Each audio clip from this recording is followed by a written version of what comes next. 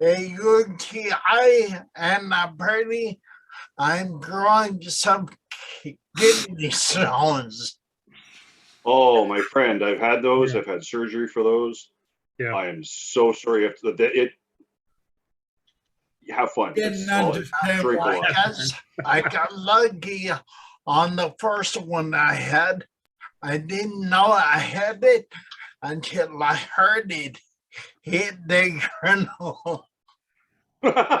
Yeah, what did he say? What happened to him? I can't understand him. He said he was in the ER, ended up with a UTI, Yeah. and it sounds like the good man might have kidney stones. Yep. Wow. All I can suggest is this. My urologist told me the human body can pass anything that's about 5 millimeters, Yeah. which is incredibly large when you have to think about it. Drink lots of water. Don't do anything strenuous. However, funnily enough, there was an article published once that said riding a roller coaster can actually help eliminate, Really? help pass kidney stones. Not that I'm going to suggest that. It'll mess with your brain big time, though. Yeah. I would suggest lithotripsy before a roller coaster. Yeah. That sonic waves that they use to break up the stones. Right. Yeah, I've had that, not the roller coasters. But, If you live in Virginia, North Carolina, and South Carolina have 3 to 4 times the amount of kidney stones of the other states. Yep, look it up. Hard water. Wow, Hard water. Yeah. that's interesting. Oh, I carried a 240-pound friend of mine out of my house and into the ER. I never heard a 240-pound, 6'3" guy crying like a baby before. I'm here to tell you do not want to pass a 5 millimeter kidney stone. Doesn't Help sound fun at all. yeah, no. Well, I've heard they're really painful. So hopefully they're small. I have a small one in my kidneys, but it's just kind of there and it doesn't do anything, but maybe cause pain every now and then. I'm not sure. But so how about Ishmael? How was your Christmas and what did you do? I'm gonna go grab my water. It's just behind us. I spent the year at home. My sister came over. Just hung out. We didn't do much. Just had a little bit of food to eat. Just good food, good family. Yeah, and I got presents and I gave presents, so that was a good Christmas. Sorry, it's a little loud over here. Oh, you're fine, you're fine. How about Polly? How was your Christmas? That's Maybe- done. I just as soon do without. It was awful. Ouch. I'm sorry. Was it, well, I don't have to ask.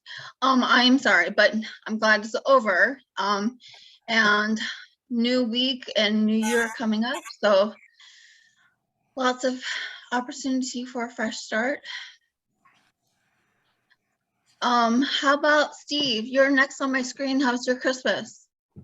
It was nice. It was actually very quiet and uneventful, actually. Sometimes that's the best. You know, it's the grandbaby's first Christmas that she actually understands the whole wrapping and unwrapping thing. So she was having a good time, and it's fun to watch her. Her best present was probably the wrapping paper. Yeah. And Steve's was probably the empty tube to beat him with. Well, a couple people got that.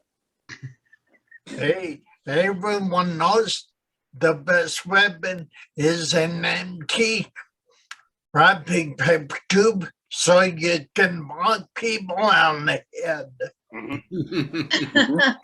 Absolutely. Okay, last on my screen is Larry. How was your Christmas? It was great. Had my little neighbor boy over to open presents Christmas Eve, and I was walking down the hallway and I was noticing he was behind me, so I kind of looked behind me, and he was trying to mimic me walking with my left leg being affected by the stroke. So they posted something on Facebook about him and his Christmas. Said, yeah, most people walk like an Egyptian. He's learning to walk like a Larry. So we had a big time with that, him trying to walk like me. That's really kind of cute. Oh, it is. He's only a year and a half old, so it was hilarious. Oh, hilarious. You got that part? Hilarious, yes. Oh, Good one, John. That's a stretch, but it'll work. You remind me of my little brother where I'm staying. He's the pun king. Yeah, you know, got to do something with your life. Hey, yeah, he's been doing it since he was about 6 or 7. It was That's quite like- surprising when he was that young, the stuff he came up with.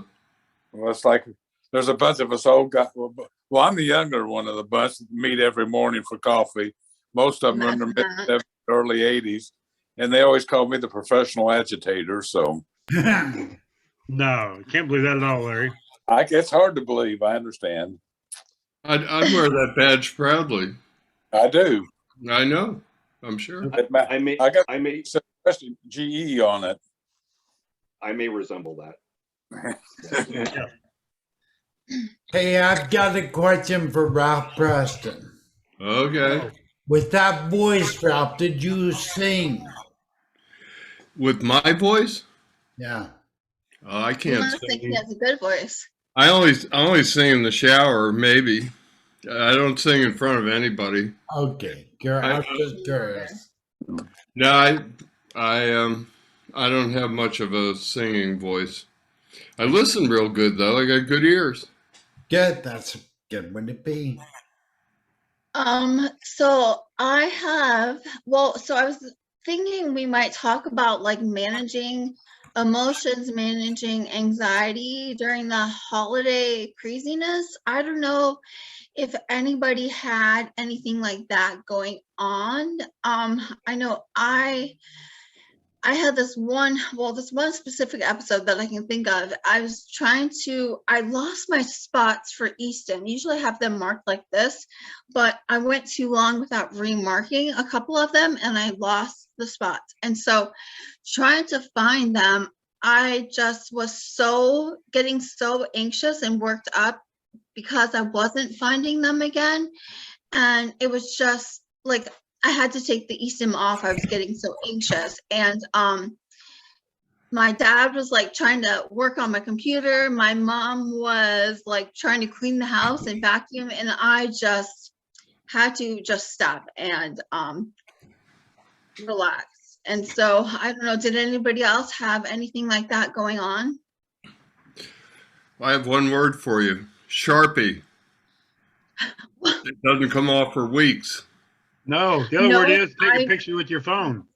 You don't lose that I don't- picture.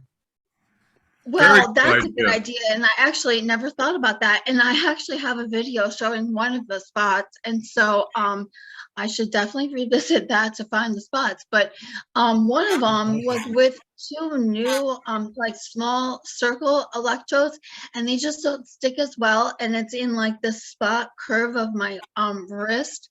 And it was just hard to find in the first place. And I just was getting so frustrated and agitated that it just was hard. But you know, even my permanent marker, it comes off in I don't know, like a week and a half of showering. So I really wasn't keeping up on remarking it, and that's my fault.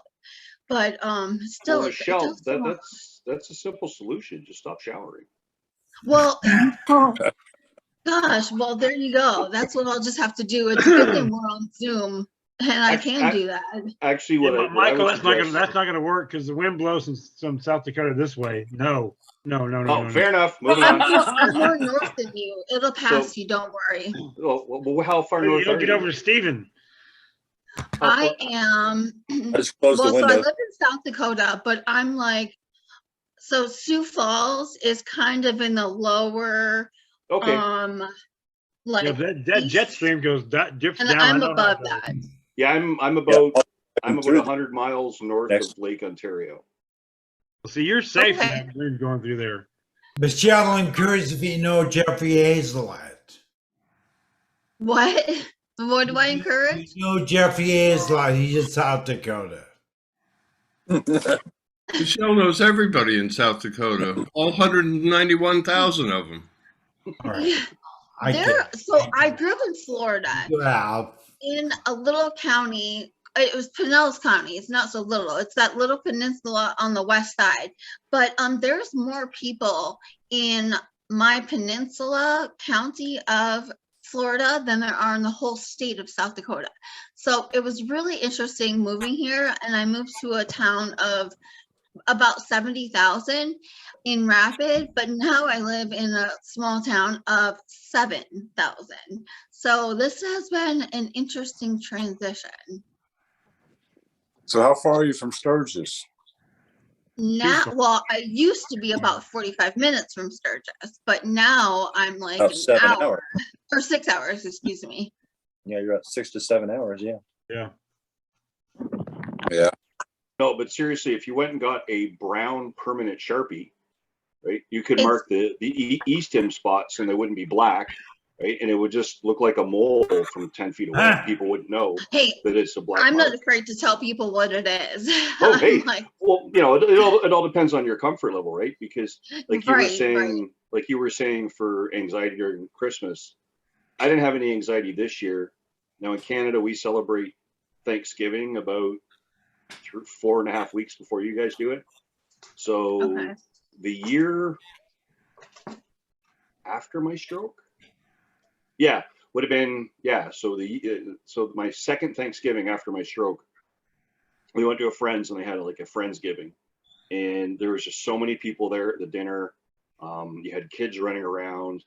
It was just, and I had a panic attack and ended up just crying, and sometimes you can't predict it. It's just going to happen. You know, like that's the fun thing about a panic attack. It just happens, and I try not to beat myself up if they happen, right? But that being said, I probably should have taken some of the cues and went, you know, there's too many people. You just tell the host I need to go put my head down for 45 minutes and take a nap. Like in some cases, it's about. This might sound incorrect, but the only way I know how to phrase it, it's like suck up your own pride. Like if you need to go take that 45-minute nap, right? There's no shame in saying, you know what, I got a brain injury. I need to go take a break. Like I used to smoke, and people would look at me funny when other people go out for a smoke, and I'd follow them and stand 20 feet away because it's quiet outside. You know, I'd go for a quiet break. You want a cigarette? Like, no, I don't want a cigarette. I don't smoke anymore. What are you doing out here? It's quiet. You know, you know. Yeah. So it sounds like you might have a few tips for managing anxiety. Do you? A few. You know, like unfortunately, anxiety is caused by different things for different people, for different reasons in different situations. Like we've all got that one relative. That one relative.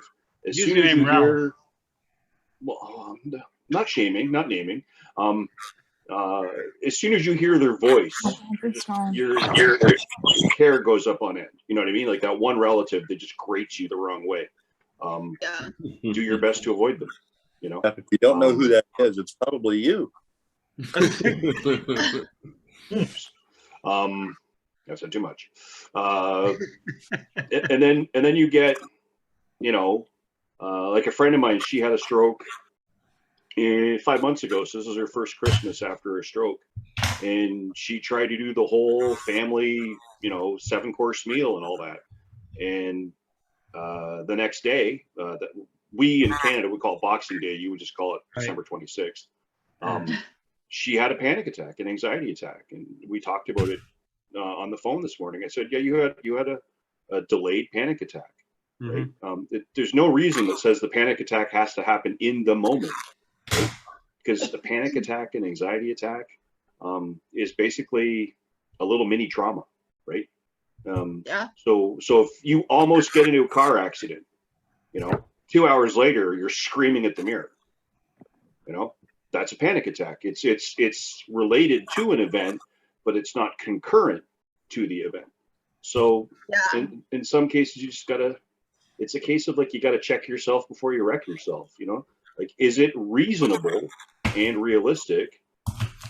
You go to a dinner with 27 people. Like Aaron said, well, we didn't do much, but I'm like, I'm going to say you did a lot. You had a 6-month-old, they don't take care of themselves. Yeah. So I guess it's in some cases you have to might. There's good English. You might have to analyze the situations you're going to go into well before, like, oh, we're going to have 34 people over for dinner. Yeah, I'm out. Yeah, no. And you have to not be afraid to say that. And yeah. Yeah, exactly. Because unfortunately, people that aren't brain injured, be it traumatic or acquired, don't quite understand some of the limitations that we have to live in at times, right? Like, and so some of us have sensory overload or stimulation issues, be it with sound, be it with smell, be it with sight, be it lights, be it strobe things. Some of us might have massive speech deficits where just trying to have a conversation with no, I don't want gravy with my potatoes can be stressful, right? And so in some cases you have to look at the situation you're about to go into and sort of do an analysis of like risk reward. Is this worth what's about, like, sure, I want the turkey dinner, I want the stuffing, I want the gravy, but in a room full of 35 people, probably not. Just take the leftovers at that point. Sweet. Yeah. Second day, turkey and gravy is the best. I only had one anxiety attack. Unfortunately, it happened at my nephew's wedding reception. I'd agreed to shoot his wedding before my stroke, and I did shoot about 600 pictures. I shot the rehearsal dinner, the wedding, and I was working on the reception, and I just overloaded. I ended up in the men's bathroom crying in a stall with my nephew and my brothers around me. I don't remember much more than that. I didn't know anything about being overloaded. But one thing I have here is something that was posted in my group by an occupational therapist, Shauna Young. And it's the best advice on this that I've ever seen. It was somebody who was talking about, they're worried about overload, the noise, the lights, and everything. So it addresses a lot of stuff. So I'll just take about a minute to read it, if that's okay. Of course, yeah. So keep your morning restful and stress-free before. Nap before if needed, and stay hydrated. Noise-canceling earbuds and a brimmed hat for lights if needed. Limit your time there. Avoiding higher stimulation activities. If you know a schedule that's helpful. Have a place to retreat to. Ask a family member to accompany you for fresh air. If you need to sit more to be greeted, that's okay, but choose an area comfortable and maybe in lesser stimulation. No noise and lights or kids. Informing the host of your needs will help you not worry about what they're wondering while you take care of yourself while taking breaks. It's okay to set boundaries for how you spend your time there so that you can take care of yourself. Give yourself time to take bathroom breaks so you do it not feeling rushed and then more unstable. I thought that covered most of the base. Good. Yeah. Where did really you did. get that, Ralph? I have these Tuesday Zoom meetings, and I pay attention when I let people in the groups. I manage more than one group, and because I found that if you pay attention to the people coming in, you don't get the spammers, and it's a lot less time consuming to keep them out than it is to deal with them putting 30 or 40 comments on every post in your group. But the side benefit of that is that in one of the groups, we have a question about being a service provider because we were a little worried about what people might be trying to sell.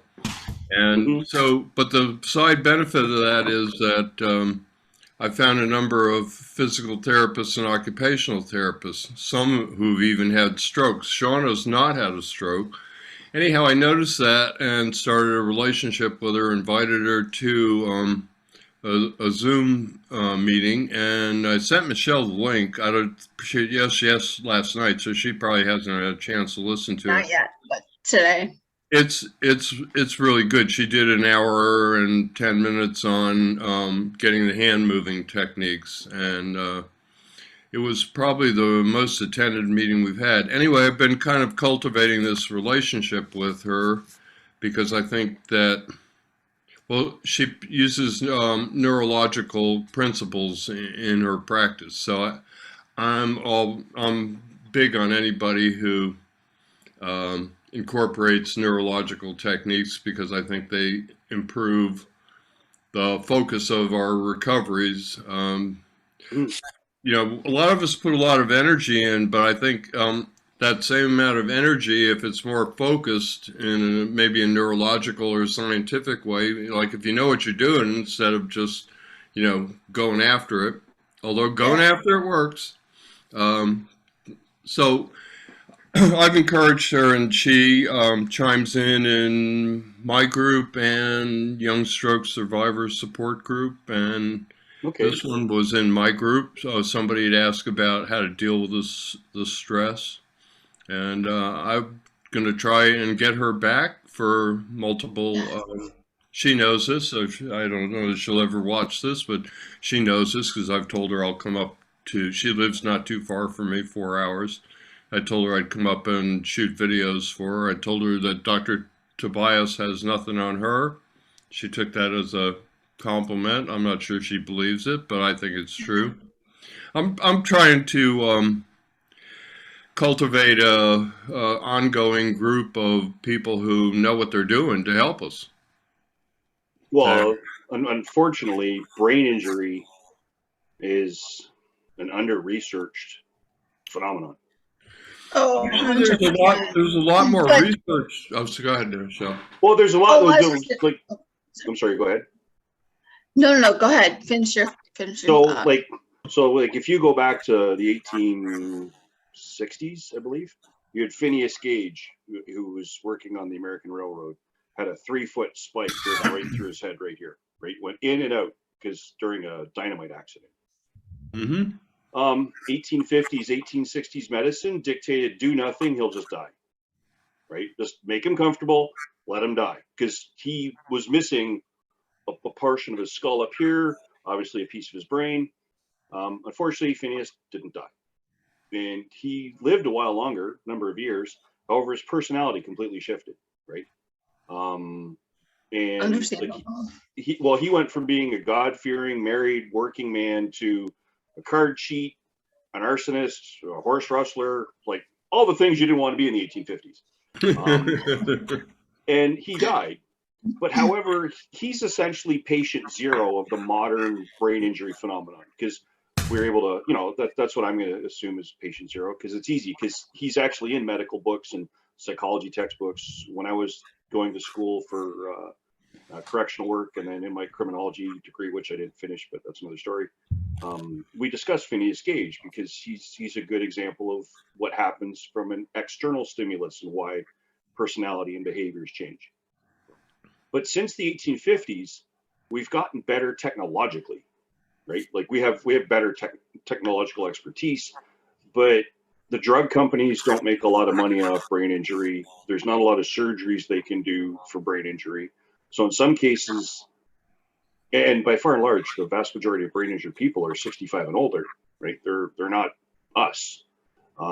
It's difficult in some cases to co-opt a research body into wanting to gather a gaggle of 15 to 55-year-olds and do a study, right? It's uncommon. That's what I mean. Well, a couple things. You don't have to go back that far. If you go back 35 years, they didn't believe in neuroplasticity. Period. Oh, really? No. Oh yeah, it's within the last 10 to 15, but I would say 10 more. Yeah. Well, I mean, it started. So It started 35 years ago or so, the shift. But I mean, there are a lot of people still practicing that were educated before that. That's why if you pay attention, a 22-year-old nurse will never tell you that you're going to that you can only get better for 6 months. It's the 65-year-old doctors, because that's what they learned. I mean, they're literally people practicing from prior to the belief in neuroplasticity. A couple other things. It takes 17 years for research to make it into the medical practice. That's just insane to me. And the other thing is there's a whole lot of research out there on the brain and recovery that isn't being implemented in physical therapy because, the insurance companies have us on this, 20 visits and it's like a revolving door at the base of a giant skyscraper. You get to go around 20 times and then it spits you out again and you don't get to go back for another year. And one more thing is maybe that's going to change in terms of the population, because the population is definitely changing. Where I live in the state of South Carolina, strokes are younger and younger all across the country, but in South Carolina we crossed 50% under 65. Over 10 years ago, it's almost 65% of strokes in South Carolina are now under the age of 65. It used to be between 15 and 20%, 80 to 85% of strokes 30 years ago were over 65. So that's maybe good news for the research, but of course it's bad news for a lot of young people because they don't really understand why there's the increase in there's a stroke belt in North Carolina, South Carolina, and Georgia, and where strokes are about twice as prevalent. Yeah, so if you live in South Carolina or North Carolina, you can have 6 times the chance of getting kidney stones and 2.5 times the chance of having a stroke. But they've done a lot of studies on diet and culture and different things. They can't find a common thread. Probably more likely stress and this is totally personal opinion, possibly things like over medicating ourselves, not eating the way we used to eat, fast food, combination of ingredients. I don't know. Like I said, that's personal opinion. Well, but that makes sense though, because a stroke is a complex event, right? When you just deal with what's going on in the brain and the neurological and physiological outcomes. So it has to be, in my opinion, a complex origin. It's not just a one and done situation. Like I was smoking before my stroke. The last cigarette I had was about 90 minutes before that happened. Wasn't eating the best. I was a bit of a stress bag. I was overworking. I was like, there's so many factors, right? And some people, maybe their stroke is sort of a one situation from an accident, or like they can actually go, this is what caused your stroke. Like you have a good idea, right? So don't ignore your high blood pressure if you have it, or because you can have a stroke at 140/90, which I did. And I was on my exercise bike at the time. And let's say I'm a vegetarian for 52 years now, so was a vegetarian for 38 years at the time. I ate healthy, I exercised, I did everything right, but I was a guy, and I thought I was invincible. I thought those things happened to other people. And in a motivational speech I give, I talk all about that, and I take the mic and go, now I am one of those other people. Yeah. So, of course, we've all had strokes, but if you know anybody with high blood pressure, I literally had one at 140/90. That was my average. That's low. That's on the edge of red. That's on the edge of red. And they're low. Yeah, I agree, but it can happen. Mhm. It did. I didn't want to get on the BP pills because I didn't think I'd ever be able to get off of them. I'm a hippie boy, Mr. Natural. Well, guess what? I had a stroke, and now I'm on them for the rest of my life. So it would have been a lot better to have just gone ahead and take them. But guys are guys. We don't listen very well especially when it comes to health. That's Hey, not true of all guys, but generally, any of the women out there, if they got a guy, they know what I'm talking about. my mom, she had so this is a story about that. My mom had the doctor who was like, I think that you should go on a blood pressure med. And my mom's telling me, well, I said no, thank you. I'm gonna try to do it on my own with diet and exercise. I'm like, Mom, how stupid do you sound right now? Literally, you need to take the pill until you have the diet and exercise under control and you can get off of it at that point, because you are risking so much more by not taking the med. Well, So when I got diagnosed with high blood pressure and didn't want to go on the pills, I'd exercise always, but I started running 3 times a week and doing an hour on my bike, running 3-4 miles 3 times a week. And I dropped about 30 pounds and I dropped my blood pressure about 30 points, and I still had the stroke at 140/90 on my exercise bike. So it happens. You have to take high blood pressure seriously.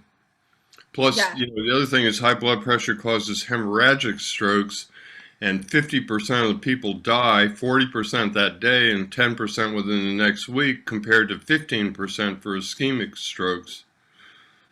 I made a bad joke the other day and said the other 35% to make it up from 50 to 15 to 30 to 50, 15 to 50, the other 35% wish they died, but that's a bad joke on all the posts that we see in the group that none of us really know how to deal with. Yeah, but it might be a bad joke, and I'm bad for gallows humor. I'm ridiculously bad for gallows humor. Me too. And however, if you can't acknowledge the dark reality with a sense of ha-ha, right? Because some of the things, like, here's the fun facts. My grandmother had almost the exact same stroke I did. I had the advantage of people watching me go down. She went down and no one knew when she went down, so they couldn't do much for her medically.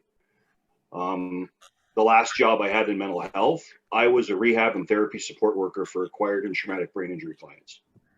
I had a clinical and academic education that dealt with helping out occupational therapists and physiotherapists and, doing like community activation things and whatnot. I'd go to brain injury seminars, and I thought I was kind of prepared for this. I thought I kind of knew what to expect. No. Aaron gets it. Like you're not prepared for this. I wasn't. I worked with a 13-year-old boy.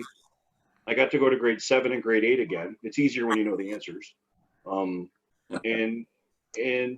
I had to explain to his teachers, like, you could take this child and you could clone him 20 times and you could run him through brain injury labs.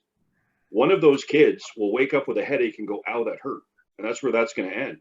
Another one of those kids is going to be dead. Like, won't make it to the hospital, be dead before the ambulance gets there. Another one of those kids will be dead within 10 hours. Another one of those kids will be dead within 10 days. And then you're going to get the cohorts of different outcomes, right? So I think sometimes you have to acknowledge the downside with a bit of gallows humor.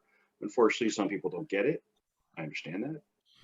Well, see, I got 16,000 people between 2 groups, so there's an awful lot of potential for misinterpretation if I come out straight. Some of the people get it, and I sometimes do it. I was doing it today with somebody, actually, and I've got a great, I said a great quote, and she made it into a meme before I even said to her there was, hell, I kind of like that quote. And I'm going to post it later this afternoon. But I actually had to learn a different language because I'm very direct. So I would just, and I believe in telling people, reality. I won't sugarcoat things. I'll try and look on the bright side. I'll try and give them information to overcome it. But I think basically you don't do anybody a favor by not, being up front with them. And I'm so direct, I had to learn how to write differently so that people would accept it without them thinking I was simply being harsh. Drill sergeant, yeah. Well, you know what, John, you've seen these posts. I've seen Edmund Tan's one person. I've seen a dozen posts from people who said, what would you do over again? And they'll say, I wish I had a drill sergeant to kick my ass for the first 6 months or a year. I was my own. I kicked my own butt for a year, 15 months, but a lot of people don't. And as much as you might hate it, a drill sergeant, might be a good thing. Somebody yell at you if you don't do it.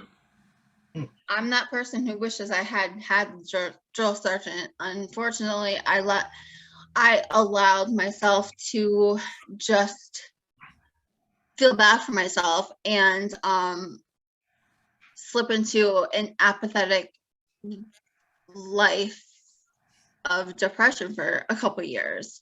And I didn't even know I could have helped myself with therapy until I met John Loomis. Really, honestly, he's the one who was doing his therapy and told me about his experience. And I'm like, you can get better. And all of a sudden I had to start researching everything. And so I'm that person who wishes I had that drill sergeant. Well, see, my predicament is I see the people, okay, Bob Anderson's a good example. Some of you may have seen him around. Mm-hmm. He jumped on it. I actually brought him and what is her name? Veronica Coney on board because they both jumped on it and saw just amazing results. So we have a saying in the film and video business, when things get stalled, somebody will holler, we're burning daylight. Well, guess what? You're burning neuroplasticity while you're having that pity party, or it's not necessarily a pity party because forget I said that. Until you reach some level of acceptance about what happened to you, you don't typically move on. And a lot of people don't understand that acceptance means accepting what happened to you. It doesn't mean quitting. So many people equate it with quitting. I've posted 3 memes today. One was from Michael J. Fox, and I don't often post memes, as anybody here who pays attention to what I'm doing would know. But, it said that acceptance is just understanding that something happened to you and that it's reality, and that you have the ability to, from there, move on and do something about it. I'm butchered that, paraphrasing it, but it's the idea. You have the concept 100%. It doesn't mean giving up. It just means starting from what you have and where you are at that point.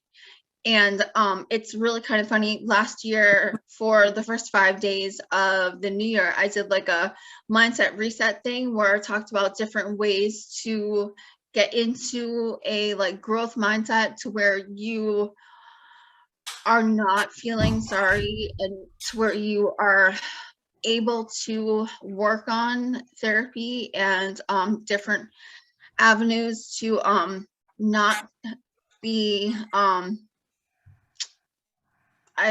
I don't know the right word, but not be upset, not be sad. And this year I kind of thought, well, I'm going to do 5 new concepts. Well, the first day, my stuff is going to be about acceptance because it's not necessarily the first step for everyone, but it has to be a step. And so it's a huge deal, and it's not giving up. No. Well, good. Well, thanks. And I was the person who was a drill sergeant. I was a master bombardier in the Canadian Armed Forces. I was in the artillery by trade. By traditional rank, I was from the rank of master corporal, but by regimental traditions, I was a master bombardier.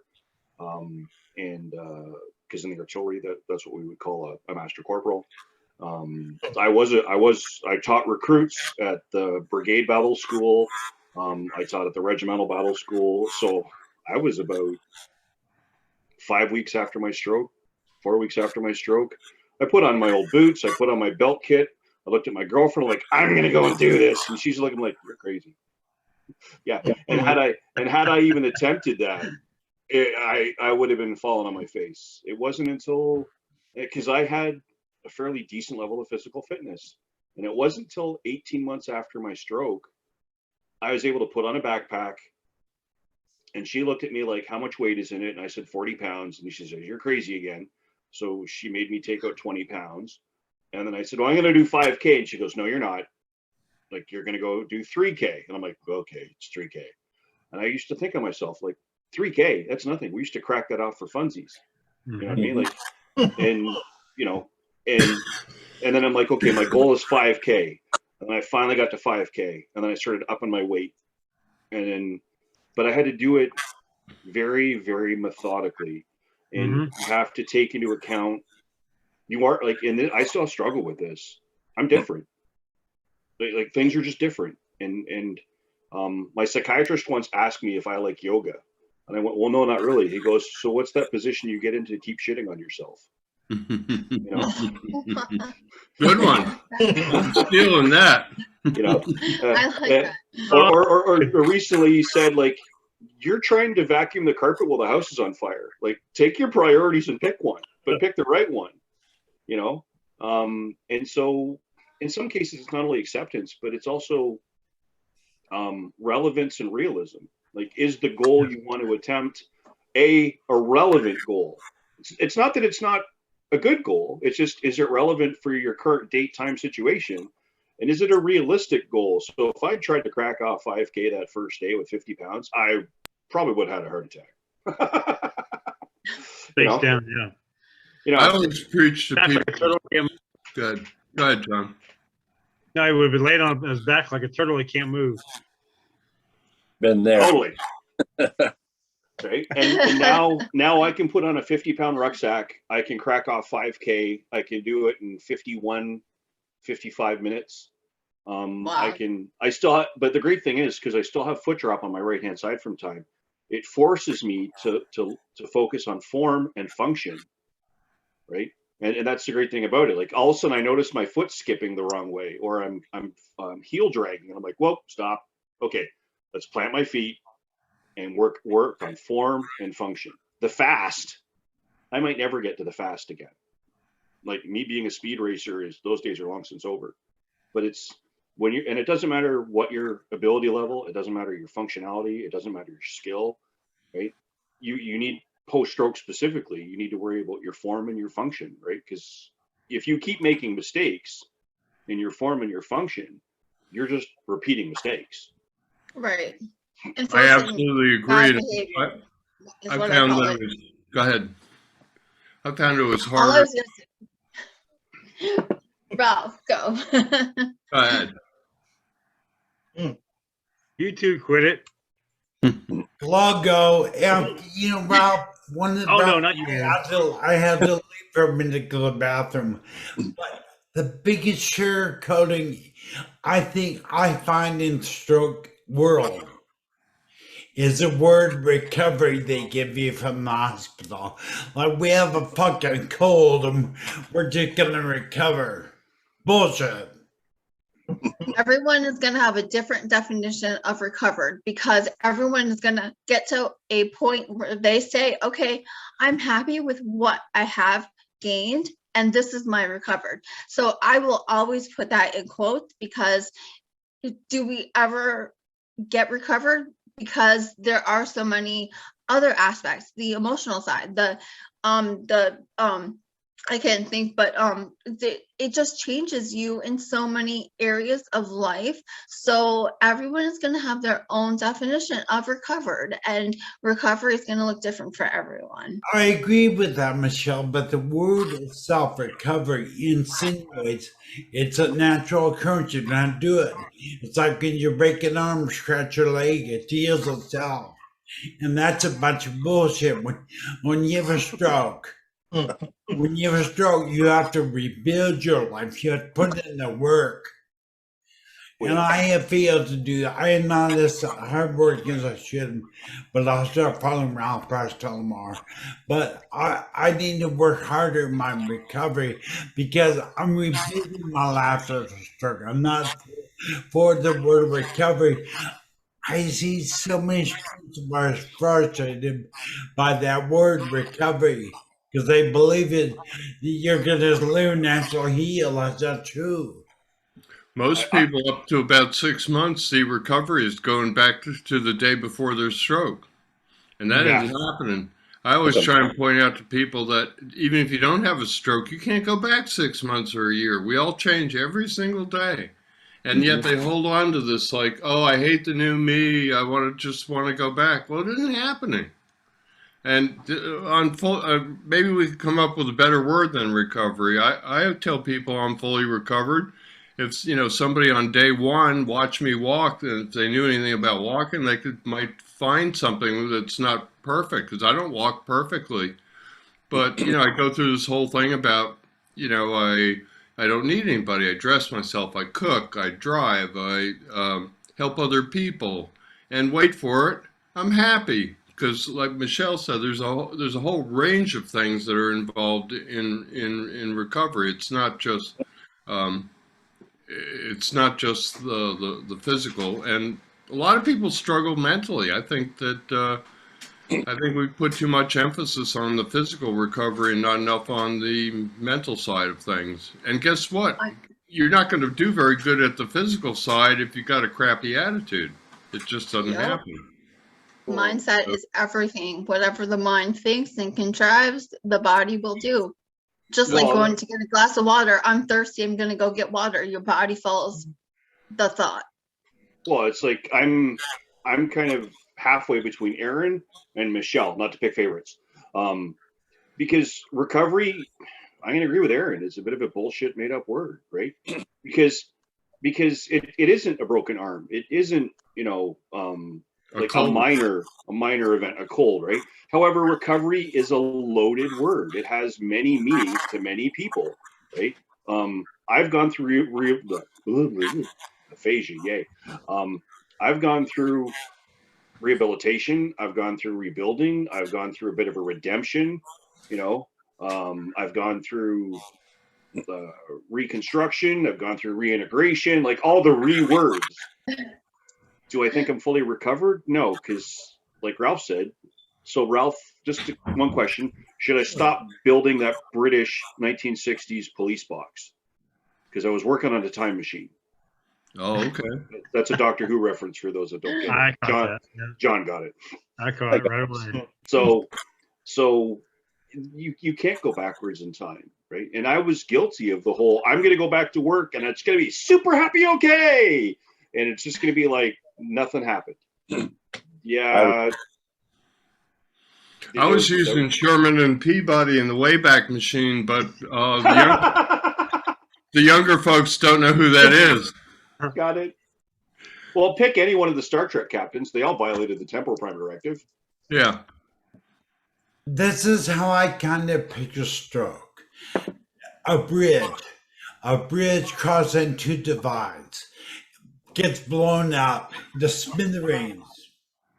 You no longer have the connection between the two bridges. And you have to rebuild that bridge. You don't recover the bridge, you rebuild the bridge. But it can be done. I can guarantee you what I watched Ralph do over these years. He's rebuilt his life through hard work, dedication, and commitment. He hasn't just woke up one morning and said, oh, I can walk now this morning. I can hold the hammer better this morning. Just miraculous. That's a bunch of bullshit. I'm sorry. Just the length of word recovery. It's just a bunch of bullshit. Oh, but Aaron, you're right, though. I get so upset because I see so many new customers. I was one of them that, like Michael, I left the hospital and said, I'm going to drive my Dodge Mega truck 4 months after my stroke.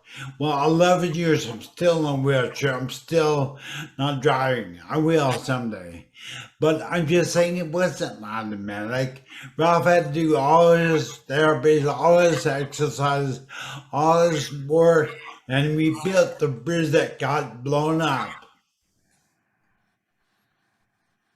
No, the bridge analogy is quite accurate. The way my brother described it to my parents was the filing cabinet of your life got tipped over, That's right. and all those files went scattering across the floor.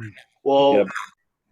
all the folders were in different levels of the filing cabinet, and now someone, unfortunately you, have to now try to reorganize that filing cabinet. But occasionally you need an expert to help, like your physiotherapist or a neuropsychologist or an occupational therapist or speech and language or a surgeon or fill in the blank, whoever, right?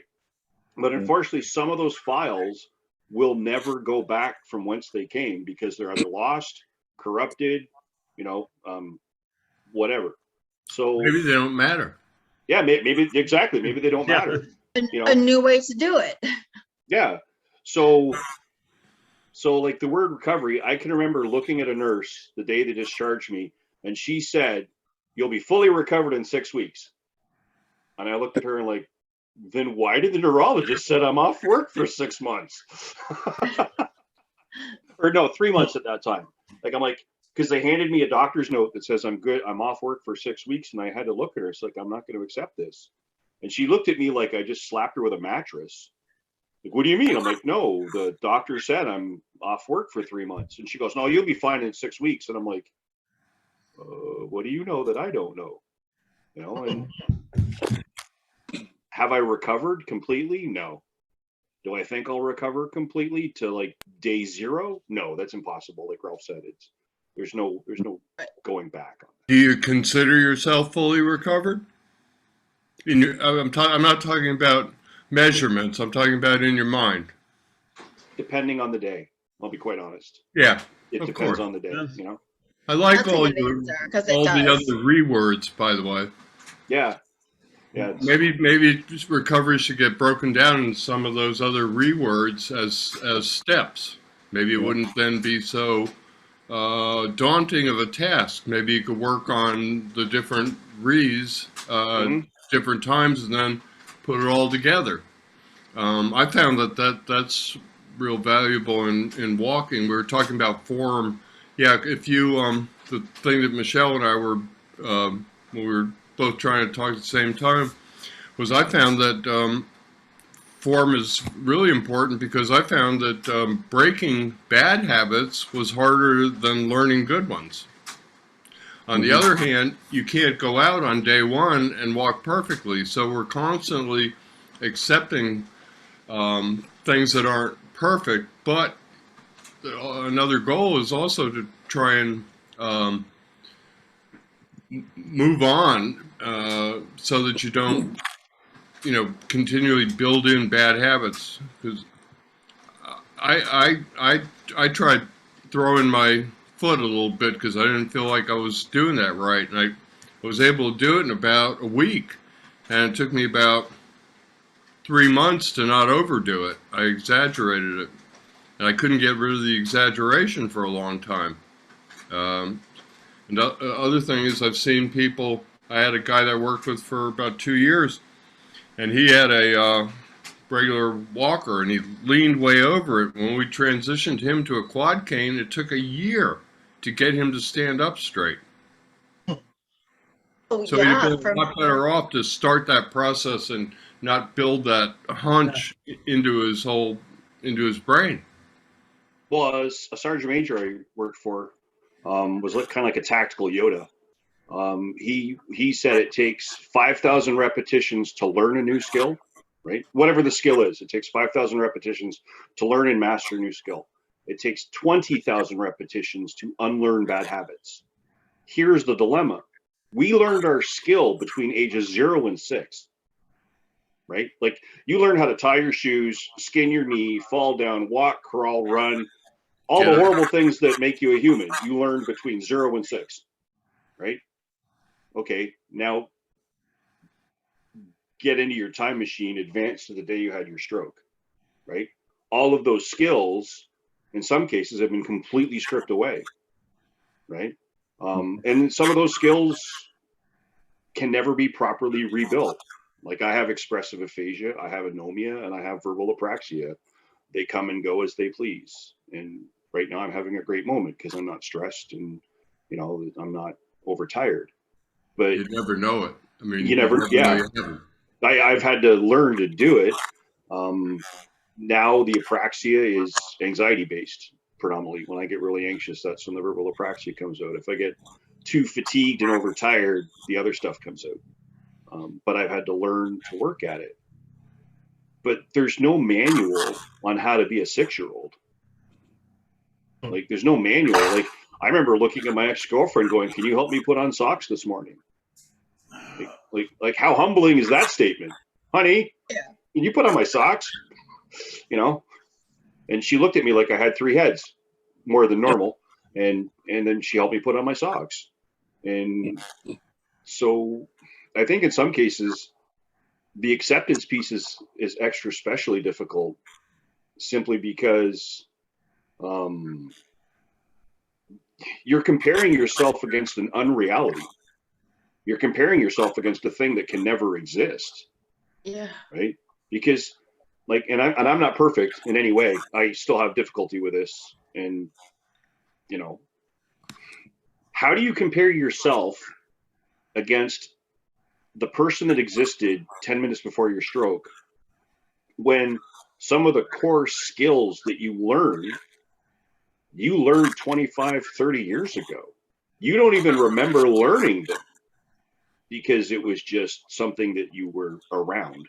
Like you learned how to tie your shoes the first time on your grandmother's back steps, you know, or, you know, the first time you said the alphabet unassisted, or, you know, the first time you used chopsticks, or whatever the fill in the blank is, right? You're trying to compare yourself against an unrealistic version of yourself because you're not giving yourself the credit for doing everything that a normal 0 to 6-year-old would do, 0 to 10-year-old would do, 0 to 15-year-old would do. And then have all of those core skills just stripped away in some various degrees in one foul moment, right? And now you're being shuttled back and forth between this expert and that expert and your OT and your PT, and, you know, and each one of those experts is focusing on a deficit, right? Because that's why you see a PT, because you need physical therapy. So the PT is focusing on the deficits to make them not deficits. Same thing with your speech and language. Same thing with your OT. Yeah. Same thing with if you go to a neuropsychologist, they're helping rebuild deficits or defining the deficit, right? Like where exactly is that gap? How big is that bridge? Like Aaron said, how big is that bridge we need to rebuild, right? Like, and that's, you got to go to an expert to find that part out. So, and this is just a pontification I just had. So don't think this is some great big thought I've been holding on to for the past 3.5 years, because no. But I think in some cases, it's hard to have that acceptance because you're now being forced to look at yourself in a way that no human should ever be forced to look at themselves. Right? You have a heart attack, you're not forced to learn how to re-walk again. You know, you're not forced to learn how to talk again, tie your shoes again, like all those wonderful things, right? And there's so many negative side effects that a stroke can have that just makes being social difficult. You could have a spastic bowel, a spastic bladder. You could have dysphagia. You know, like you could have an eating disorder, a physical eating disorder. You could have a psychologically based eating disorder. You might be right-handed, but you had a left brain stroke. So now you and a fork don't collide so well. You know, like there's so many reasons why you could have anxiety just about attempting to be social. You know, if there's a radio on in the background in a room, I have to put earplugs in because I can't handle the noise. I will just, the apraxia comes out, the aphasia comes out. So, and each of us have those unique triggers, which is hard to explain to someone. Like, please, can you turn the radio off? But other people are enjoying the music. I understand. It's not a case of me not enjoying it. You know, my 2 cents. No, and it's 100% true. I'm like you. If I feel rushed, even if I am not rushed in the moment. If I have that feeling of anxiety, I have where it's like I'm tongue tied. I can't get out what I want to say. And but on the normal, I don't have those characteristics of any sort of like aphasia or anything like that. And so it's a moment where I'm like, oh my gosh, like does anybody notice? And as a stroke survivor who has to ask for help in situations you feel you shouldn't have to ask for help, it's incredibly humbling, and it's something that you have to learn to be okay asking for that help in that situation you feel you shouldn't, because you are allowed to because of the massive stroke that you had.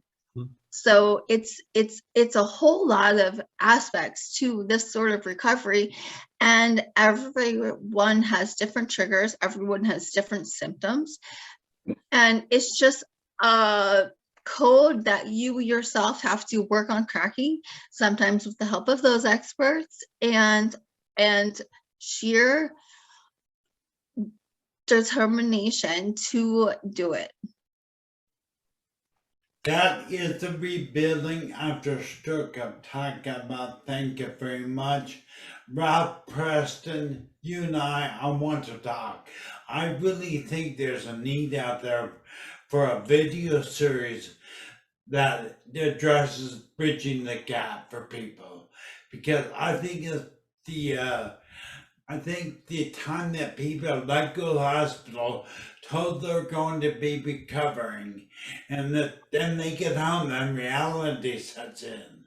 The reality is you're not going to recover like magical. Like you sprinkle with fairy dust. You've got to rebuild your life. You need to hold the hammer in your box. I get so fucking pissed at this. I'm not for the word recovery. You could have fooled me, Aaron. Tell me what you really think. Yeah, don't hold back, no, Aaron. Like, just give us both barrels. Just both barrels, Aaron. All right, thank you, guys. Thank you. You can't sprinkle fairy dust with that hat on anyway, Aaron. Oh. So let me say this before it gets gone. The recovery makes me a little angry, but the worst that really upset me a lot is no normal. There's nothing normal about what I'm feeling. That's all Right. Mm-hmm.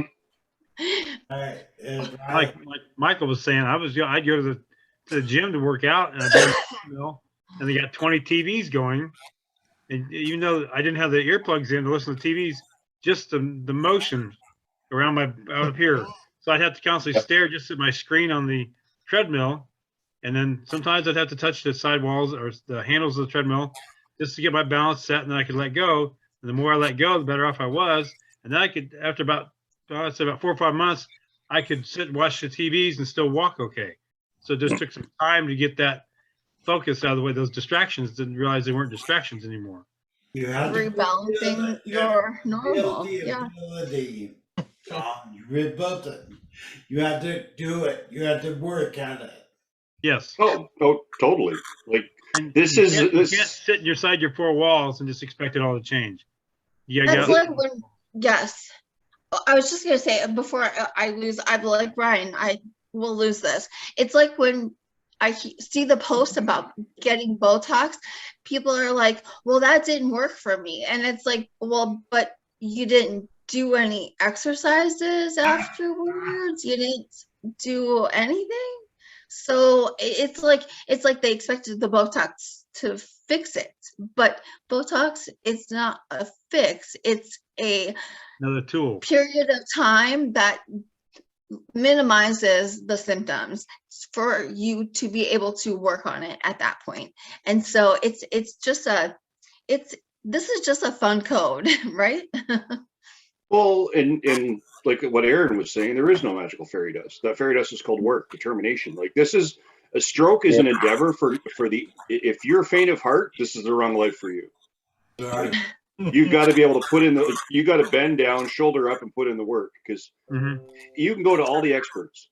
Like, I can give you the world's best neurological injury team made up of all the PhDs and alphabet soups after names.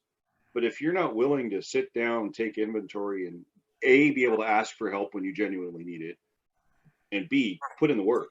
Bingo. You know, if you ain't willing to get up and step up, you ain't getting any better. You're No. not No one gonna can do the work for you. As No. much as they might want to, they cannot. And as far as like things like Botox, what everyone is also discounting is every stroke is unique. So yes, you and I maybe had the same stroke, insofar as we both had a left brain or a right brain. It was temporal or parietal or whatever, right? Right. So we might, by definition, have had the same stroke, but in reality, that doesn't mean we have the same damage. We don't have the same issues. We don't have the same Right. series of whatevers. So just because I had Botox, which I did not, but let's say for sake of example, I had Botox, and Michelle and I had the exact same event, and I went, "Oh, it didn't work for me. Damn it, that's a waste of time. I should go get some magical fairy dust from Aaron," right? Right. That doesn't mean that it's not going to work for you, because now you're not dealing with the level of commitment and work. You're dealing with the physical realities of the injury. And like it's- Brian it's- said, new normal. Oh my God. I could not strangle enough people to get rid of that word. Yeah. See, I had Botox about a year in, and it really didn't help my hand at all. But it was I talked to the therapist, and we got to a point where we thought things weren't advancing as quick as we thought, so we thought we'd try it just to see what would happen, and it didn't really help. So the people need to know sometimes that just because a doctor's offering Botox, it's not going to instantly fix anything. Again, you have to put the work in, and it may not help you at all either. But there's no reason why you can't try it. Well, John, why did you get lip plumping with your Botox? Huh? Why did you get lip plumping with your Botox? Hold on. Aaron, come closer to the screen. I need to see your mouth move. I can't. Aaron That's asked more than enough. John. We don't need to hear him again. No. Aaron asked, why didn't John get limp plumping with his Botox? Oh, well played, sir. Well played. I had fairy dust with mine, Aaron. Sorry. I think that and you know, I'm actually, so I have a browser open behind this meeting, and it's so funny, my daily quote is underneath it. So I don't know, maybe we can, like, this has been such a good meeting, so informational and so foundational in the principles of how to do the whole stroke journey. I won't say recovery journey, and don't want to piss Aaron off. And so Why not? He's already there. I want to save his blood pressure. So the quote is, more people would learn from their mistakes if they weren't so busy denying them. And I think that another level of this is we do have to try all those things. And, you know, just because it didn't work doesn't mean it was a failure, because you still now have information to move forward with a more informed decision on what to do. And so none of the efforts to the stroke thing are ever failures. And so we can't look at that way. Like, I am at 2 years, and here's what I got. I didn't make it to recover. And so it's just it's a learning experience. Michelle, part of your quote was really good, because I tend to be in denial of, I can remember coming in the hospital and telling all the nurses I was gonna drive, I was gonna walk, I was gonna come back. I was in denial of where I'm at. And I don't think anybody can rebuild the bridge without being realistic it was blown up. Yeah. that's where the realistic and foundational things that Michael was talking about come in. It's setting realistic goals for ourselves, realistic timelines, so we don't set ourselves up for that failure moment. And so it's a constant journey of trying things, learning from them, and then coming up with a new hypothesis and trying new things. And so it's a constant growth journey. It's just like as you grow from 0 to 6, you are constantly trying those things out, trying that walking thing, and you didn't do that time, but you know what? I'm going to grab the couch this time, and that's going to help me, but then I'll be able to not grab the couch. And it's just a learning journey. And that's how you get to that final, I'm going to call it your recovered quotes, because it's just that moment where you can say, I'm good where I'm at. Mm-hmm. And that's the difficult piece, right? Because how do you know this is good? Like, not to like quote a movie, but how do you know this is good as it gets? You know what I mean? Like, because if you're willing to accept this as good as it gets, right? In some cases, you might be intentionally plateauing yourself. Right. Everyone plateaus. At some point during your rebuilding journey, you're going to hit a level spot. And is that because you need to try Botox? Is that because you need to try a different kind of therapy? Is that because you got to, put more time in at the gym, or like change your routine, change your diet, whatever? Like everyone's going to plateau. It's more important that you take inventory of that plateau and go, okay, what's changed? What hasn't changed? Rethink and refocus. You're right. And then, so I try not to live by this as good as it gets. But I understand that at some point I'm going to reach that final plateau where it is good as it's going to be. Right? And then, but I don't worry about it anymore. No. I used to obsess. Like, I'm going to do this, and then I'm going to do that. And then now I'm just kind of like Goose Faba, just and whatever's going to happen. Did you obsess because you were given a timeline by your doctors? Like, you got 2 years and this is what you get? No, I wanted to get up and go back. I was like, me too, but I think that everybody says, you got 2 years, and what you have after 2 years is what you have. No, I've never believed that. I know, that's what doctors tell you. So when you get 6 months down, a year down, year and a half going, I got 6 months to relearn all this stuff, it ain't going to happen. So you change your mindset. Even when I work with brain injury clients, I never believed that. I'm like, the 2 year mark is an insurance company issue. Yeah, doctors are taught that too. So and historically, doctors have been taught a 2 to 5 year model, right? See stuff online about that, and it's just it's just that's a trigger. So Aaron has his trigger. That's my trigger, is the doctors giving that piece of advice, because it's so archaic at this point. We know there's neuroregenesis. We know there's neuroplasticity. We're not born with a finite number of brain cells, which they were taught 20 years ago, and so we know these things to be true. So it's at that point, it's relearning things. It is educating yourself. It's so many geez. Okay. So that's my trigger. And I will just not be on the soapbox. I have videos of things that I relearned at 11 years. I did 2 videos at 11 years out where I relearned things. I noticed I was sitting watching TV with my feet up on the coffee table, and I noticed that my toes on my affected side were pointing up. Of course, if they were pointing down, you know that because you end up walking on them. And then I started trying to move them. Couldn't move them very well. And I learned how to do that in about a month. Half an hour a night, 45 minutes a night, sitting in front of the TV at 11 years. And another thing I did was throw a tennis ball with my affected hand, and I'm right-handed and left affected. So I never had thrown, and I set up a course, set up my video camera, threw the ball, averaged of 24 feet, and I threw 10 balls a day for 30 days, and at the end of it, I could throw it 42 feet. And in the beginning, I set up this course between my house and the garden.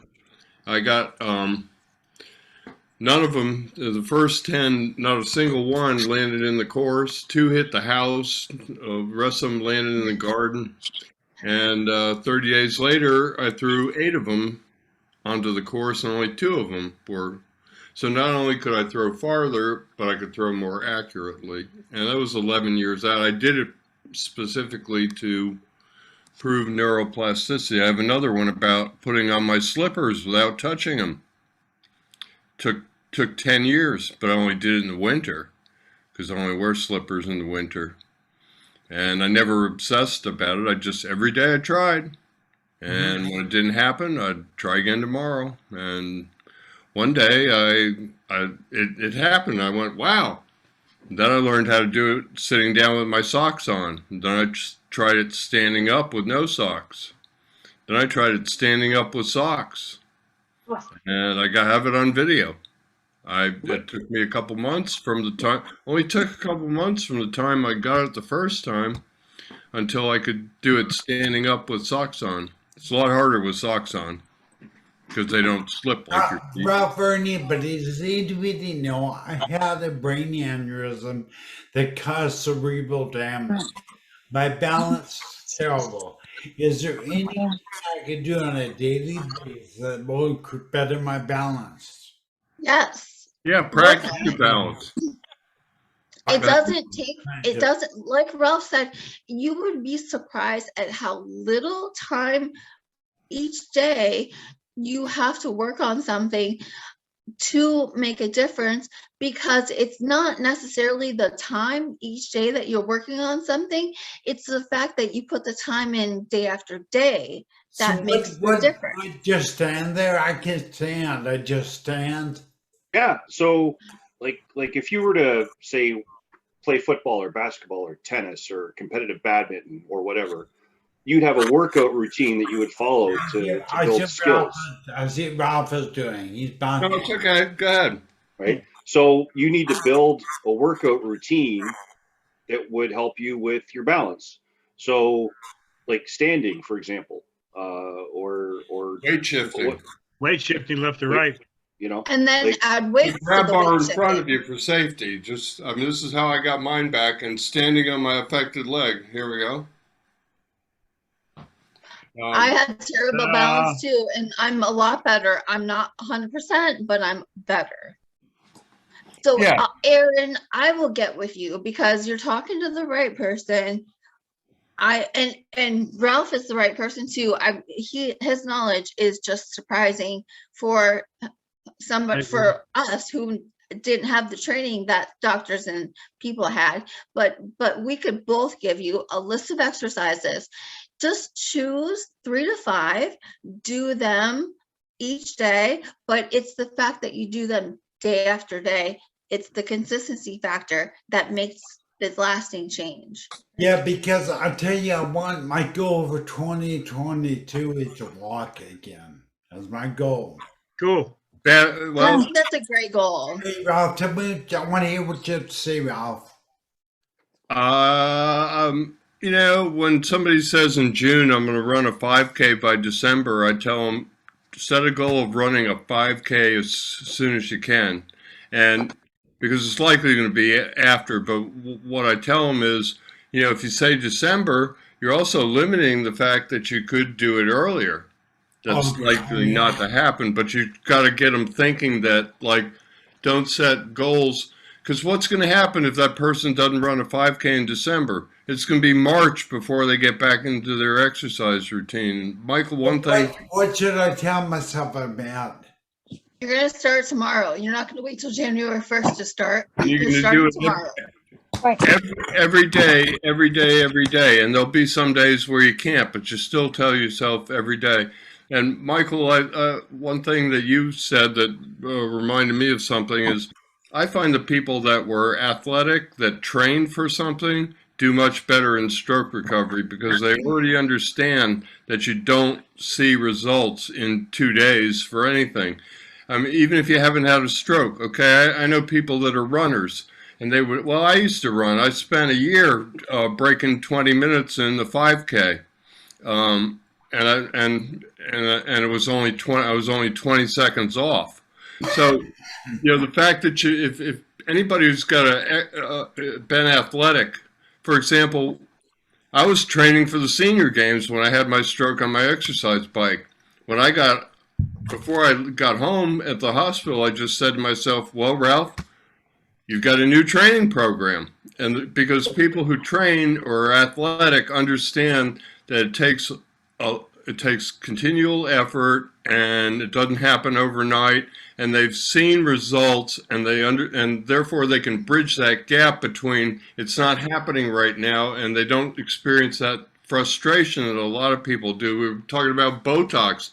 Everybody thinks Botox might make you loose, but like Michelle was saying, you still got to do your PT. Same with the robotic arms. Guess what? Sooner or later, the insurance company is going to take that sucker away, and you're going to have to know how to remove your arm on your own, aren't you? So it's really a matter of consistency, sticking with it. And that's not a simple thing to do. No, it's not. It's easy for us to just say these things, but, I recognize that it's just not that easy. I had days where I didn't do well. But what I did was what I call dive to tomorrow. Right. You have to, you may not feel like it today, and you may not be up for it that day. And you just have to say, okay, but tomorrow I will do it again. Well, and what Ralph was saying is correct. And same with what you've been saying, Michelle, is it's like any workout plan, right? Like if you, let's say you live in Texas and it's all about the Friday night lights, right? All those kids that are playing high school football, they have a workout regime, right? They got leg day, arm day, back day, whatever day, drills day, skills day, right? So learning to walk again is skills and drills. It's just skills and drills. You're going to develop a workout routine that is both weight-based, standing based, because just standing for 30 minutes, workout and if you want to walk by the end of 2022, perfect. That's your end goal. But what are your step goals to get there? Right. Yeah. You got to create little micro goals between here and there. So like, I'm going to master standing unaided on both feet for 5 minutes, and I'm going to weight shift for 10. Right? And then you're going to start bumping that up. But again, you got to make these goals manageable, right? You got to, and if you need help one day, you need help. So what? If you can't do it one day because you're too tired, so what? It's more important the consistency, the repetition. You're focused on form and function, not fast. And eventually, you can stand for 30 minutes unaided. Okay, great. Now take your unaffected foot and lift it 2 inches off the floor. Stand for 10. Right. And just keep progressing with it. Yes. Yeah. Keep progressing with it. And then, and if you have to install a set of handlebars in your workout room, so what? You need them for stability. Yeah. Or a suction cup grab bar at the counter. Yep. Yeah. Michael, you'll find this interesting because you use the football analogy. They got arm day, they got leg day. Well, guess what? They run through tires and they push big sleds and they do the pieces of playing football. I'm a big believer in that, especially if you're not walking well. I think you might be better off to do the pieces and then put it together. Not necessarily later, but in smaller ways. I have experience with this because I went out and I just said, I'm going to walk 3 miles. And I was walking 3 miles within 3 months. But I was walking like Chester on Gunsmoke. And I started over. It didn't take me as long. But I called back to my piano teacher, my PT, because I look at PTs like piano teachers. You got to practice or you don't get better when they come back next week. And they told me to walk on my heels and walk on my toes and not to worry about distance. And I threw distance out the window. And within a month, 2 months, I was walking 3 miles with much, much better form because I concentrated on the pieces. Now, not everybody can walk. You know, if you don't have balance, you should not be trying to walk on your heels. Not yet. No. Not that easy. But it made a tremendous difference for me, especially in terms of I never dragged my toe again after I walked on my heels. And my push off, my roll through from heel to toe and push off was much better because my dorsiflexion was so much better. Right. Like one thing you could do, Aaron, if you're sitting on the couch watching TV, right? Put your feet on the floor and put one of them on top of a tennis ball and just try to roll that tennis ball back and forth while you're sitting at the couch. And then you can start getting your foot and legs moving at the knee, right? So that's using the football analogy that Ralph used. Like that's one piece of walking, knee flexion, right? And then learn how to press the tennis ball down so you can't move it, right? So that's, again, the piece of being able to put your foot up and down. My best suggestion, I would sit down with a PT, right? And come up with a step plan. Like come up with an actual, like, your mission statement is to walk by 2022, right?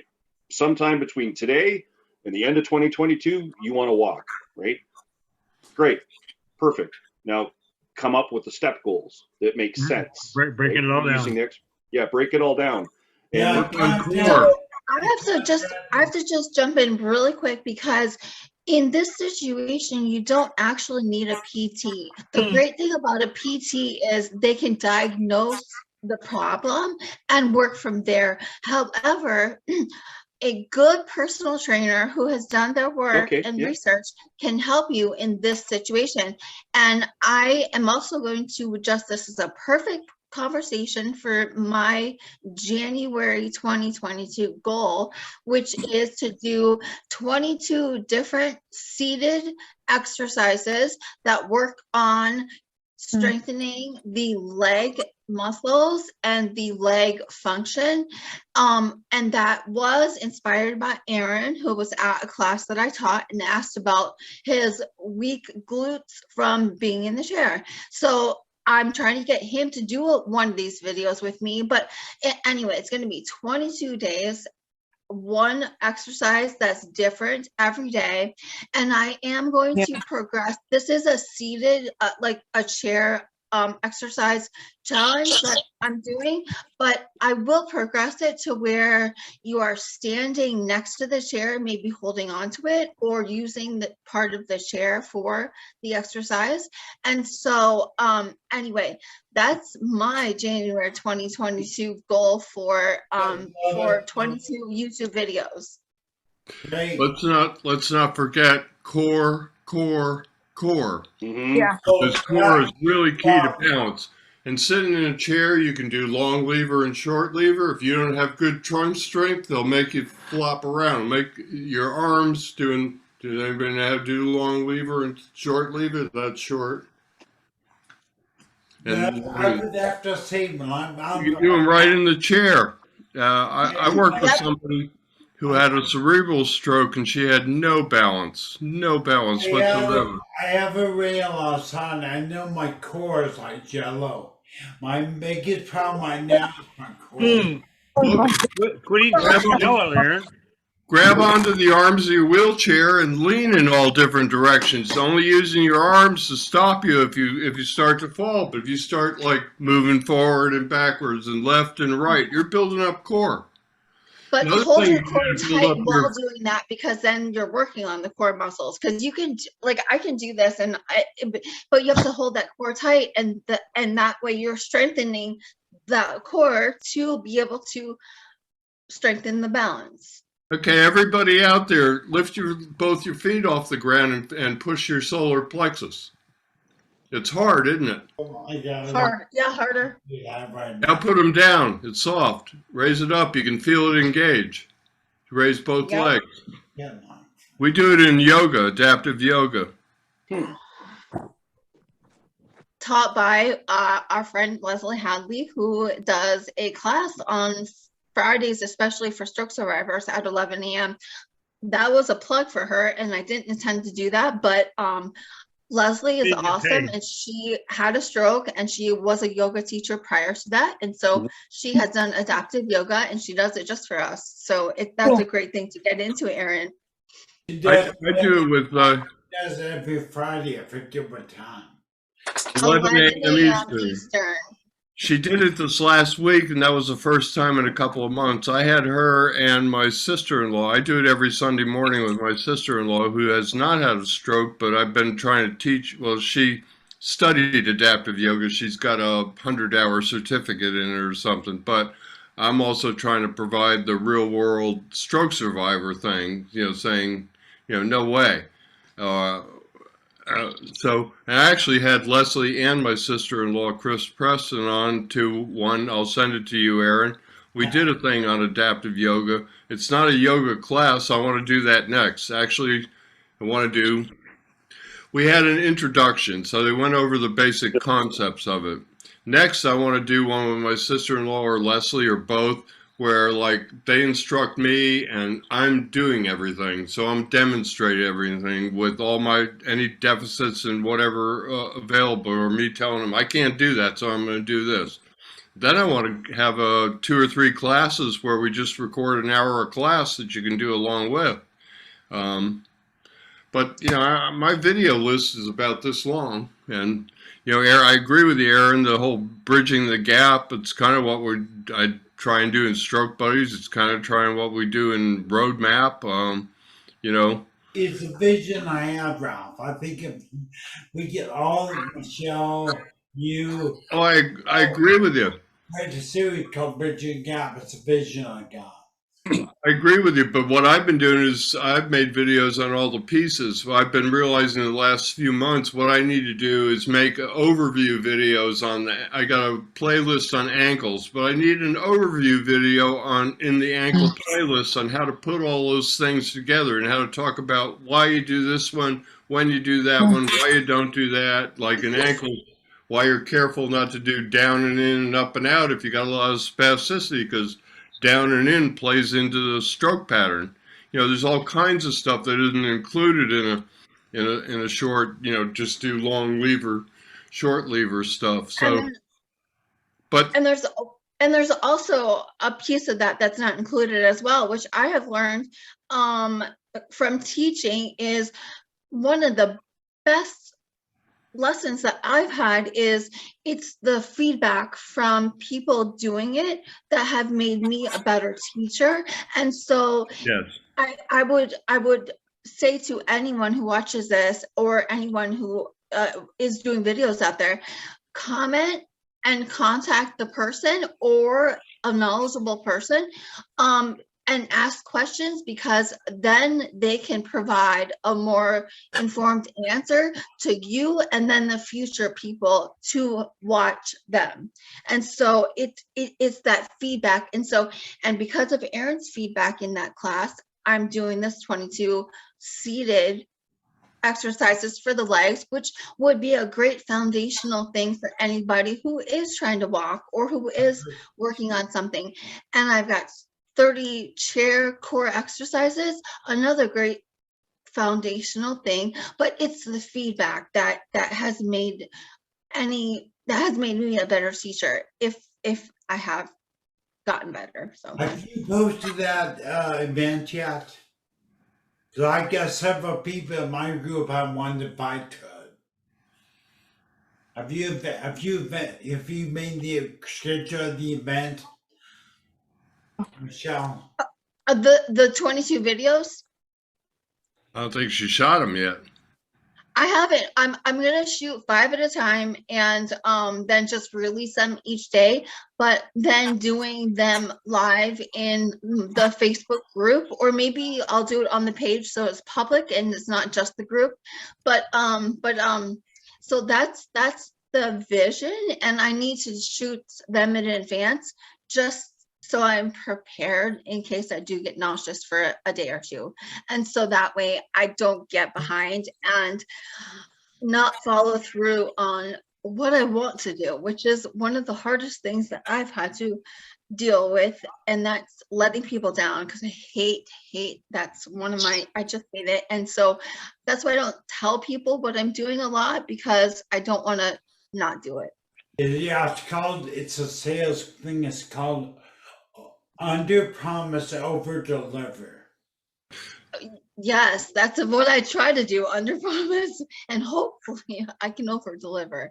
But anyway, so I was a salesman. It's a great to conduct a leadership is under promise and over deliver. Right. Everybody will remember you because you over deliver. Right. that's right. They'll remember you in a different way if you don't meet your promises either. And And Michelle, one thing I want to reinforce that personal trainers are, other than the fact that insurance typically won't pay for them, I think a good personal trainer is every bit as good as a physical therapist. Thank you. We had I had a friend who had, well, he broke his neck, died, and had a TBI, and they brought him back. He had a surfing accident. They brought him back to life on the beach. He presented like a cerebral stroke, both sides affected.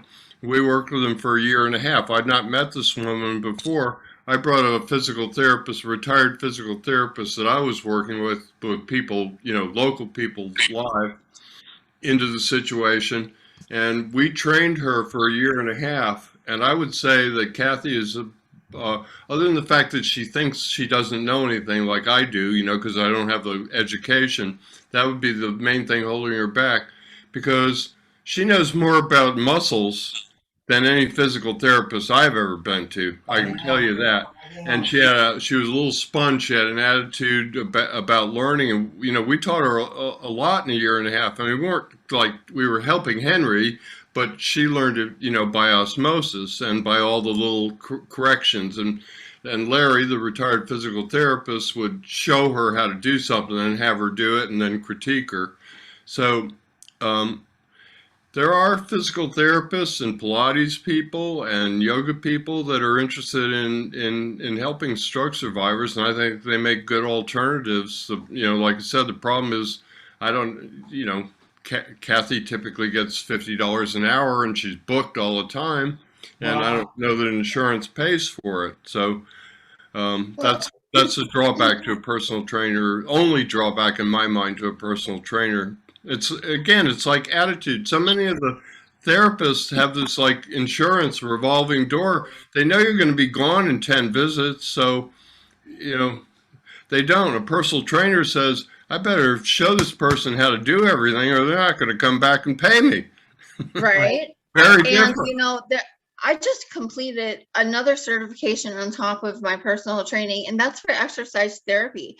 And it's specifically talking about different conditions that people have. And my main goal in taking it was learning about the neurological aspects to look at when I'm going to say prescribe, but a personal trainer doesn't prescribe and will not prescribe, but assign exercises to a situation, because it's a different way to think about it. So a different aspect to the recovery quotes. So I think that a good personal trainer is a great option. And I think a lot of people think that exercises need to come from a therapist to be therapeutic, when they do not. It's the form and the function that make them good exercises and that make them therapy, because all exercise is therapy when done correctly. Well, the other thing is, I would rather have a good personal trainer than a disinterested or an average to disinterested PT, because a lot of, I always tell people to establish a relationship with your therapist, to ask for homework, do it, prove that you want to get better because you have a different relationship. And I think that part of recovery is when you have a good relationship with your therapist or personal trainer, you want to please them. I did. I always wanted to please the people I was working with. I told them they had to explain everything to me, or I wouldn't do squat for them, because it has to make sense.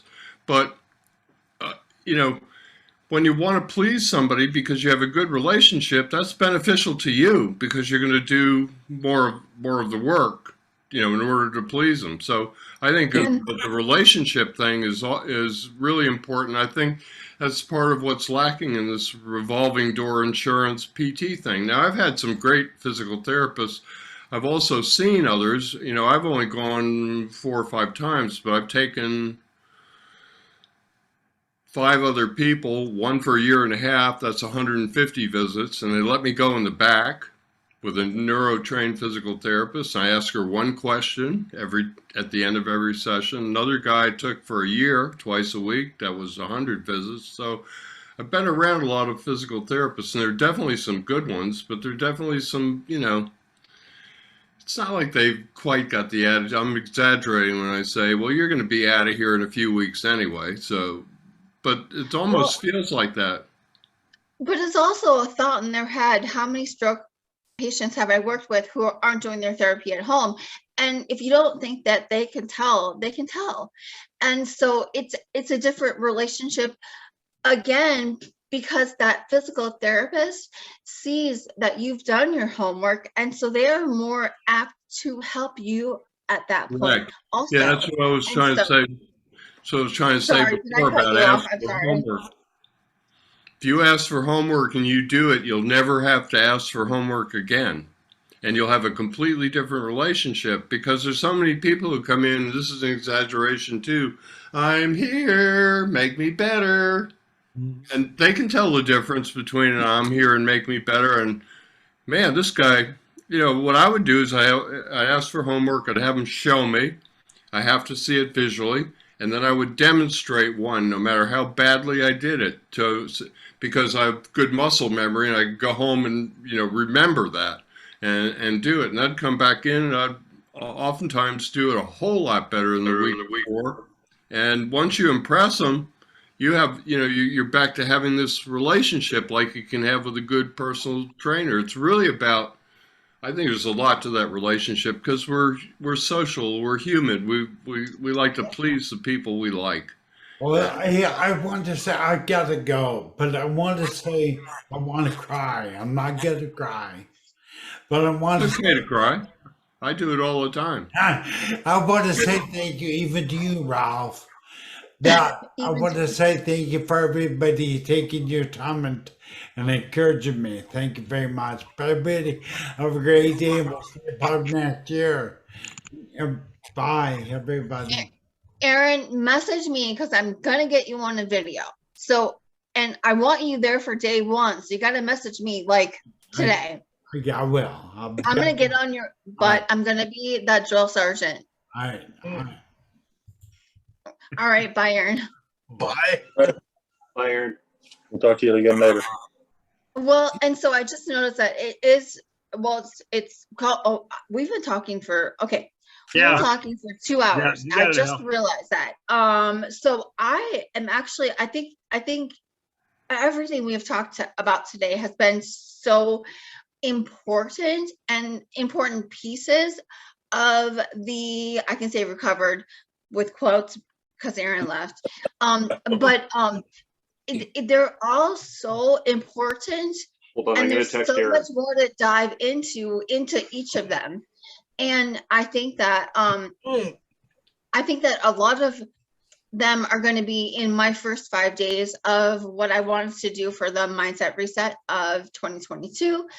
And so I think this is a really great foundational meeting and with a lot of good information. And I just want to thank everyone who's left, and I'm going to contact the 2 we lost and just say thank you, because it has been so good and so hopefully motivational. I know it's been motivational for me, and I just am grateful that you guys were here. So with that, I'm going to just let you guys go and stop the recording. So I just thank you. Hey, Michael, it's nice to meet you. I've seen your